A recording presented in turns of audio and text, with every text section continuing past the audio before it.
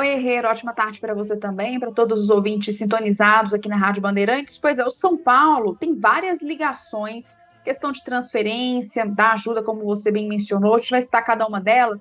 Começando pelo ofício, né? Ontem o São Paulo enviou um ofício ao ministro das Relações Exteriores, falando também, cobrando, né, uma postura do governo brasileiro para ajudar todos os atletas, não só os atletas brasileiros, mas os demais brasileiros também que estão na Ucrânia. Enviou esse ofício, também se colocou à disposição para ajuda humanitária, se for necessário alguma coisa nesse sentido. Até então não teve esse retorno nada prático, mas se colocou aí disponível para ajudar caso seja necessário. Negociações do São Paulo também ficaram um pouco atrapalhadas com essa questão da guerra entre a Ucrânia e também a Rússia, né? O Dinamo de Kiev da Ucrânia teve uma tentativa teve uma proposta, na verdade, oficializada para o São Paulo pelo Nestor, que não foi à frente, né? O São Paulo não gostou dos valores pelo Nestor. E também, né, Herrero, acho que para o atleta também, neste momento, não vai ser nem um pouco atraente uma proposta vinda da Ucrânia. O próprio Dinamo de Kiev também deu uma sondada no Igor Gomes, não foi para frente. Então toda essa questão agora fica paralisada em relação ao São Paulo. Tem uma outra questão também.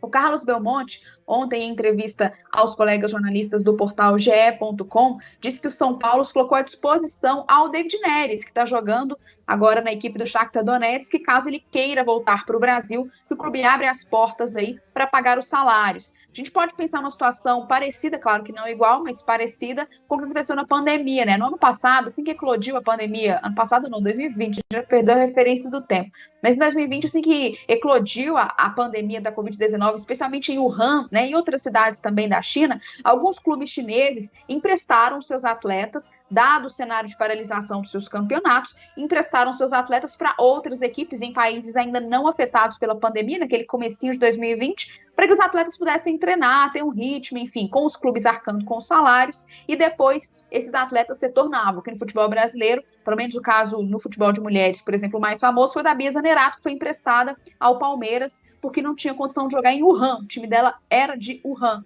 Então, o São Paulo está de olho nessa situação, porque em caso de uma extensão mesmo, né, dessa guerra entre Ucrânia e Rússia, o campeonato ucraniano recomeçaria agora neste fim de semana, não vai recomeçar, já foi adiado, né? Nem se sabe quando é que vai começar. Então, se isso acabar se estendendo e não tiver condição desses atletas disputarem o campeonato ucraniano e nem treinarem, há uma possibilidade dos clubes emprestarem seus atletas para equipes de outros países, com essas equipes arcando o salário. E o São Paulo já ficou disponível ao David Neres. Ontem, inclusive, aqui na Rádio Bandeirantes, foi ao ar no programa Concentração, eu tive um papo com o Guilherme Smith, que joga no Zória, e ele falando, olha, a gente não está treinando, o clube simplesmente colocou a gente para ficar em casa. Então, se eles ficarem muito tempo em casa, pode ser muito prejudicial até para a sequência desses atletas. São essas situações de desdobramentos que a gente não sabe o que vai acontecer, né, Herrero, mas que a gente está de olho.